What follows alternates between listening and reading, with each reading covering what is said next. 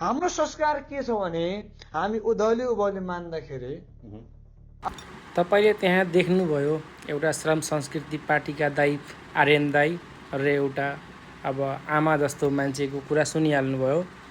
सुन्नुभएको छैन भने युट्युबभरि र इन्टरनेटभरि भिडियो चाहिँ भाइरल भएको चाहिँ हो। एउटा आर्यन दाई लगभग 30 देखि 40 वर्षको जो दाईले भन्नुभयो कि हामीले यो परम्परागतदेखि हामीले यसरी यसरी गाईको मासु खाइरहेका छौँ हैन। अनि एउटा अर्को आमा हुनुहुन्छ लगभग 70-80 को हाराहारीको आमाले भन्नुभयो। यो दुईजनाको कुरा सुन्दाखेरि भरसक आर्यन दाई अब 30-40 वर्षको उमेरको हुनुहुन्छ र उहाँले देख्नुभएको इतिहास र आमाले जुन 70-80 वर्ष हुनुभयो उहाँले झन्डै सेकेन्ड वर्ल्ड वारै देख्नुभयो होला। अब दुईजनाको कुरा सुन्दाखेरि अब भनेपछि यी मङ्गोलियाहरू राई मगर तामाङ जति लिम्बू दाईहरू हुन् सबै जातिहरू छन् भनेपछि यिनीहरू पनि दुई थरीका हुने रहेछन्। कसैले गाईलाई एउटा आमाले भन्नुभयो नि त, आमाले भन्नुभयो त्यसरी कि हामीहरू गाई खाँदैनौँ, हामी त पूजक हौँ हैन, पूजक हौँ, हामी त खाँदैनौँ गाई, हामी त पूजा गर्छौँ, शुद्ध हुन्छौँ, उसको गौतले शुद्ध हुन्छ भन्नुभयो। अब थाहा छैन मलाई वास्तविक कुरा चाहिँ के हो, राईले चाहिँ के मान्छ। एउटा आमाले भन्नुभयो हामी चाहिँ यसरी मान्छौँ, हामीहरू प्रकृति पूजक हौ भन्नुभयो हैन। अब यो यसको विषयमा चाहिँ नबोलौँ, अब के यथार्थ के हो सत्य के हो नबोलौँ, किनकि अब लगभग दुईजनाको कुरा सुन्दाखेरि आमाले जति देख्नुभयो दुनियाँ त्यति सायद आर्यन दाई देख्नुभएको छैन होला जति आमालाई देख्नुभएको छ। र सामाजिक सञ्जालमा पनि धेरैजना यी भन्छन् नि मङ्गोलिया राई मगरहरू कतिजना छन्, कतिले भन्छन् हामी खाँदैनौँ, कतिले भन्छन् हामी खान्छौँ, कतिजना खाने पनि छन्, कतिजना नखाने पनि छन्। तर नेपालमा जुन एउटा सबैभन्दा ठुलो विषय बनेको छ जातीय द्वन्द्व। अब काहीँनिर अस्तिदेखि हामीले देख्यौँ कि हर्क साम्पाङ सरले जसरी अब हामीहरू गाईको मासु काटेर खान पाउनुपर्छ भनेर 2015मै कतिमा पोस्ट हाल्नुभएको थियो। त्यही पोस्टलाई मध्यनजर गर्दै जानकी मन्दिरवासीले जानकीवासीहरूले उहाँलाई प्रवेश गर्न दिनु भएन हैन।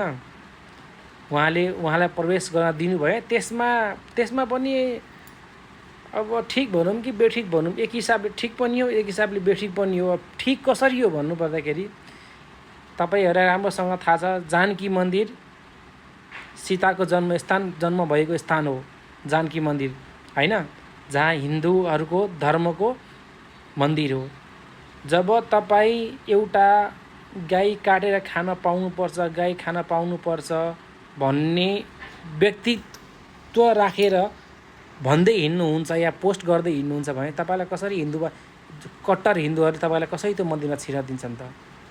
मानौँ त्यो कसैको बाउको साझा सम्पत्ति होइन, त्यो सबैलाई थाहा छ, त्यो नेपालको हो, थाहा छ सबैलाई हैन। र देशदेखि विदेश मान्छे त्यहाँ घुम्न पनि आउँछन्। र नेपालमा गाई नखाने मान्छे नभएको होइन, छन्।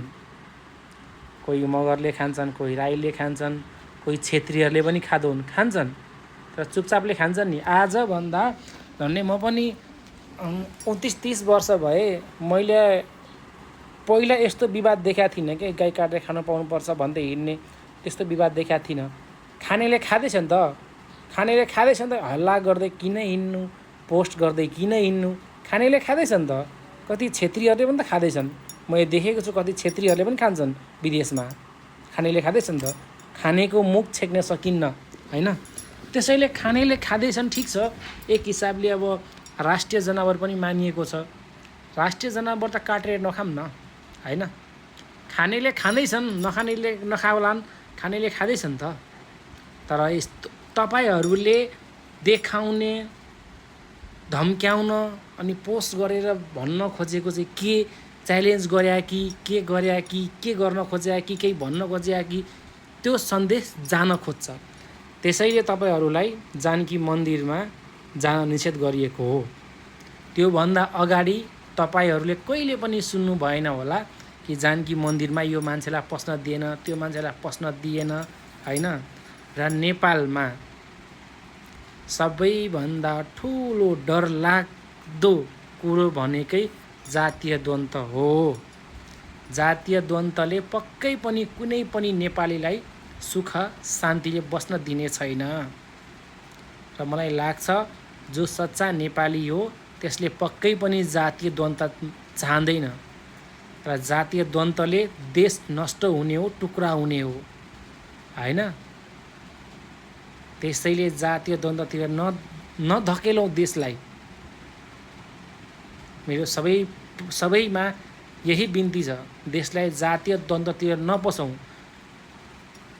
अब कतिले डाइलोग हान्न थाले, कसैले खुकुरी नचाएको देखाउन थाले, कसैले के देखाउन थाले, कसैले के भन्छन्, कसैले अब जुन स्पेसली मान्छेहरू भन्छन् धोती मधेसी भन्छन् नि, हो तिनीहरू मधेसी धोती नै हुन्। तिनीहरूको पहिचान हो धोती र टोपी हैन। तिनीहरूको पहिचान हो धोती र टोपी। कुनै नराम्रो गाली होइन, कपडा हो, लुगा हो, जो क्षेत्रीयले पनि लाउने गर्छन् धोती र टोपी। पूजा गर्दा, पूजा आजा हुँदाखेरि, क्रियाकाज हुँदाखेरि धोती टोपी लाउँछन्, क्षेत्रीले पनि लाउँछन्। त्यसैले कसैको धर्मप्रति, कसैको आस्थाप्रति हमला नबोलौँ हैन। हामीहरूले पनि जस्तै अब हामी क्षेत्री, म क्षेत्री हो, हामी क्षेत्रीहरूले पनि र हाम्रो मध्य प्रदेशको मान्छेले कसैको पनि आस्थामाथि धावा बोल्दैन, बोलेको पनि छैन र बोल्दैन पनि।